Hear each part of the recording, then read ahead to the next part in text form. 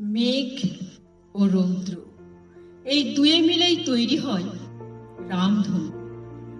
আমাদের জীবনও কোনো ব্যতিক্রম নয়, সেখানেও আছে সুখ এবং দুঃখ, ভালো এবং মন্দ, অন্ধকার এবং আলো। প্রতিদিনে কিছু প্রত্যাশা না করে অপরকে দেওয়ার মধ্য দিয়ে আত্মসম্মান বোধ উন্নত হয়। শুধু পাওয়া নয়, দেওয়ার মধ্যেও আছে বলিষ্ঠ ব্যক্তিত্বের লক্ষ্য। আজকে সেই রকম এক কবিতা শোনাব। কবিতার নাম সমর্পণ।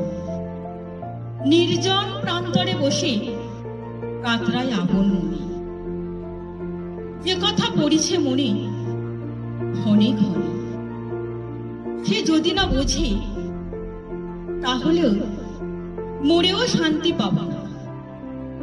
আমার জীবন মাঝে চেষ্টা করেছিলাম দিন রাত তারে বোঝাতে, চেয়েছিলাম হাতে হাত রাখতে। জানি তোমার কাছে সবসময় রঙিন বসন্ত, তাই তো তোমার হৃদয় গগনে সকল সময় অসীম আনন্দ। কত ফুলের সুগন্ধে আজ বাতাস ভরা, তাই কি পৃথিবী আজ হয়েছে আত্মহারা?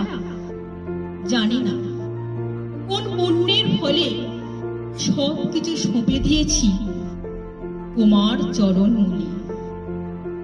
আমার এই স্বরচিত কবিতাটি যদি আপনাদের ভালো লেগে থাকে তাহলে অবশ্যই একটি লাইক ও সাবস্ক্রাইব করে চ্যানেলটিকে এগিয়ে নিয়ে যেতে সাহায্য করবেন। যারা ইনস্টাগ্রাম থেকে দেখছেন তারা অবশ্যই ফলো করবেন।